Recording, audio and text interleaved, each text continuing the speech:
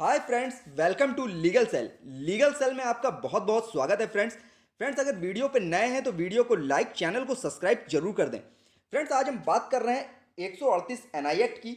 ये एक special act बनाया गया है स्पेशली चेक बाउंसिंग के लिए। बहुत से केसेस ऐसे आने लगे हैं अब इंडिया में भी कि जब आदमी बाउंस कर देता है चेक को, यानी किसी भी तरह की पेमेंट होती है, चाहे वो लोन के अकॉर्डिंग हो या किसी ने किसी से उधार ले रखा हो और बदले में एक चेक प्रोवाइड कर देता है कि ये चेक दे देता है। उसके बाद वो चेक बाउंस हो जाती है। फिर जो इसने भी पैसा दिया रहता है वो दर दर भटकता है उसके दरवाजे पे कि किसी भी तरह उसकी पेमेंट मिल जाए, बट पेमेंट नहीं मिलती है। इसके लिए एक स्पेशल एक्ट आया था 138 एनआई एक्ट, जिसमें यह प्रावधान किया गया है कि जो भी व्यक्ति चेक देगा वो देनदारी के लिए लाइबिल हो जाएगा उस पैसे को देने के लिए जितना भी अमाउंट उस चेक में भरा हुआ है। इन केस अगर वो पैसे को देने से मना करता है तो उसके बदले में उस चेक के अकॉर्डिंग एक केस किया जा सकता है, जहां पे उस चेक की धनराशि देने के लिए बाध्य किया जा सकता है। वो अगर चेक की धनराशि तब भी नहीं देता है तो उसको सजा दी जाएगी और जुर्माना किया जाएगा या दोनों से ही दंडित किया जा सकता है। तो ये सारी चर्चा करने वाले हैं आगे वीडियो में आखिरी तक बने रहिएगा, जहां मैं बताऊंगा कि किस तरह से केस किया जाता है और क्या प्रोसीडिंग होती है इसकी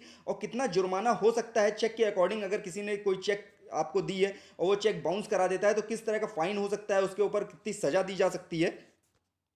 फ्रेंड्स, अक्सर देखा गया है कि कोई भी व्यक्ति अगर उधार मांगता है किसी से तो उधार तो मांग लेता है, बदले में जब वो पैसा वापस मांगता है तो कई बार वो रिटर्निंग में बस एक चेक दे देता है कि किसी तरह से ये बला टल जाए अभी फिलहाल के लिए, क्योंकि चेक को क्लियर होने में कम से कम 2 से 3 दिन का टाइम लगता है और वो चेक बाउंस होने के चांस इसलिए ज़्यादा रहते हैं क्योंकि आदमी की नीयत ही नहीं रहती है वो पैसा देने की, इसलिए अकाउंट में वो आदमी चेक दे देता है। बट उसके लिए एक स्पेशल प्रावधान बनाया गया है, स्पेशल एक्ट बनाया गया है 138 एनआई एक्ट, जिसमें यदि कोई चेक देता है आपको कि चेक हमने भर के दे दिया, आप इसको विड्रॉ कर लीजिएगा, और वो चेक बाउंस हो जाती है तो वहां पे उसको राइट मिलता है कि वो 138 एनआई एक्ट का मुकदमा फाइल कर सकता है।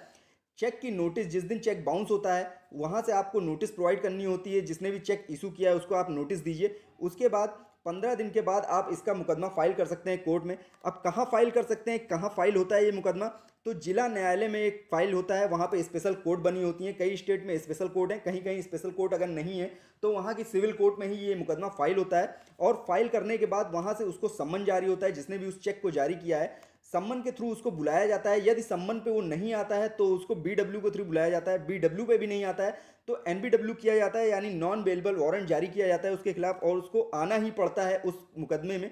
जब उस मुकदमे में हाजिरी हो जाती है तो अगर वो व्यक्ति वहीं पर समझौता कर लेता है और उस चेक का पेमेंट कर देता है तो वहीं पे मुकदमा खत्म हो जाता है। इन केस अगर वहाँ पे वो मुकदमा नहीं खत्म कराना चाहता है और लड़ना चाहता है तो वो केस लड़ता है, और लास्ट में जो रिजल्ट निकलता है, यदि वो इस चीज़ को प्रूफ नहीं कर पाता है कि उसने ये चेक किस वजह से दी थी और क्यों बाउंस हुई है, तो उस व्यक्ति को उतनी राशि का धनराशि, जितनी धनराशि का चेक है उतनी तो देनी ही पड़ती है।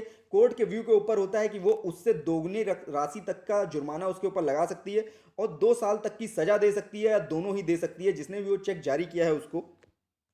वैसे ज़्यादातर केसेस में देखा जाता है कि जब भी कोई व्यक्ति चेक बाउंस कराता है और पेमेंट देने में नानुकुर करता है, यदि एनआई एक्ट का मुकदमा उसके ऊपर फाइल कर दिया जाता है तो कुछ ही समय में वो उस स्टेज पे आके कॉम्प्रोमाइज़ जरूर कर लेता है। अगर वो देनदारी लाइबल है यानी देने के लिए बाध्य है उस पैसे को, और उसने किसी तरह से पैसा ले रखा था आपसे और देना ही पड़ता है उसको।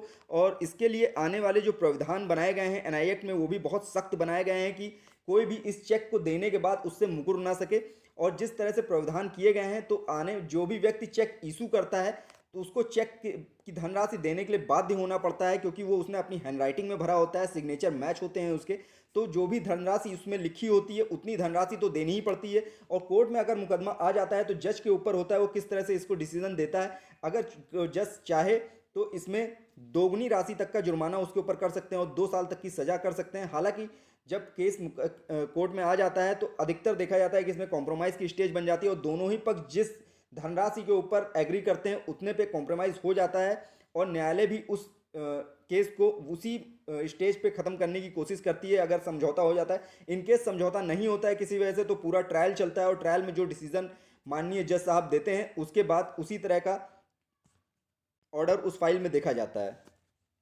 आई होप फ्रेंड्स ये जानकारी आपको काफ़ी पसंद आई होगी। फ्रेंड्स, ये मेरा अभी नया चैनल है इसलिए इसमें मैं अभी वीडियोस बहुत अच्छे नहीं क्रिएट कर पा रहा हूँ, बस भविष्य में जैसे जैसे मेरे वीडियोस आगे बढ़ते जाएंगे पूरी कोशिश रहेगी कि आपको काफ़ी अच्छे मैं वीडियो प्रोवाइड करा सकूँ। तो फ्रेंड्स, चैनल पर बने रहने के लिए आपका बहुत बहुत धन्यवाद, और फ्रेंड्स एक लाइक और सब्सक्राइब चैनल को जरूर कर दें। फ्रेंड्स, आपका बहुत बहुत धन्यवाद।